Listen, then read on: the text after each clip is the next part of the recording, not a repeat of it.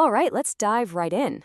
Today, we are tackling a really big topic: how we can completely revolutionize the way major capital projects get delivered.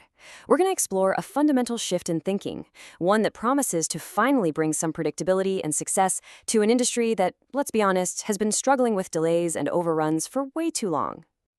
So let me start with a question that I'm sure is on a lot of your minds.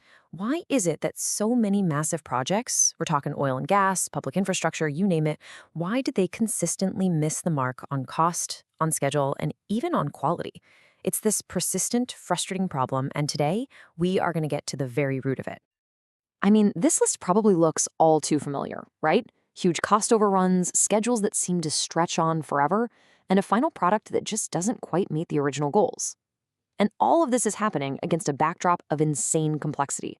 You've got stakeholder strategies that change midstream, supply chains that are a total mess, and teams that just aren't on the same page. So, what's the common thread here? What is the hidden culprit behind all this chaos? Well, it boils down to something that sounds almost too simple, but it's absolutely true. We are literally drowning in documents. And this overload of documents has a massive real-world impact. Think about it. All your regulatory requirements, your client specs, your design bases, they all live in this mountain of disconnected Word docs and spreadsheets. They're filled with duplicated information, specs that were outdated a month ago, and cross-references that just don't work. Without a single source of truth, you get these huge gaps, especially where different teams and disciplines meet. It is a perfect recipe for failure. But what if I told you there's a better way? And the best part is, we don't have to reinvent the wheel here. Other complex industries, they face these exact same challenges, and they've already figured it out.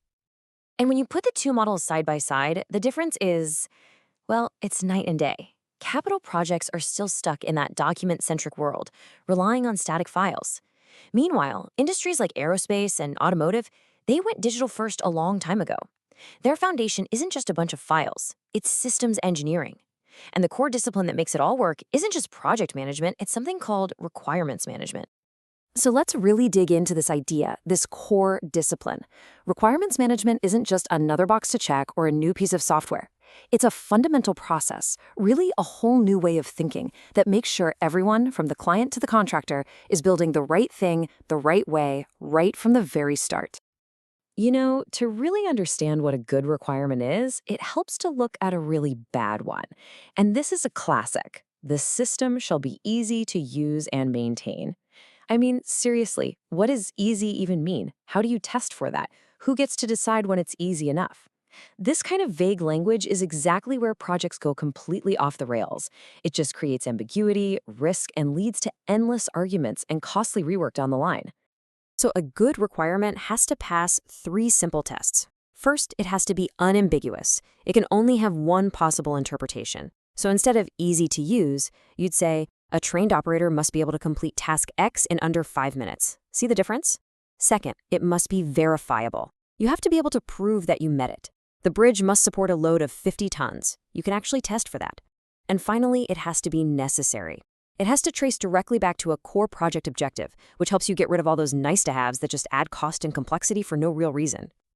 This whole practice really stands on three main pillars. First up is clarity, which is all about writing those clear, unambiguous requirements we just talked about. Second is verification, the process of systematically proving that you've met every single one. And third, and this one is the absolute game changer, is end-to-end traceability. This creates a live digital thread connecting everything. So now, if a requirement changes, you can instantly see the ripple effect on the design, on the testing plan, on the budget, on everything. And that brings us to the really big idea, the digital leap that we all need to take. It's about completely changing how we think about and interact with our most important project information. The difference here is just profound. The old way, living in Word and Excel, that means you have zero traceability. Change control is a manual nightmare, and collaboration is totally disconnected. Your most valuable data is locked away in these useless silos. But the new way, with modern requirements management platforms, gives you automated live traceability, integrated change control, and true real-time collaboration. And this is huge. Your data becomes structured and accessible, which makes you ready to use powerful new tools like AI to spot risks before they become problems.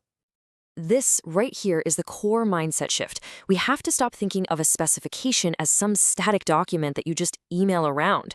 Start thinking of it as a dynamic, living app, an environment where you can ask a question on a specific requirement, trace it all the way to a test result, or link it directly to a part in a 3D model.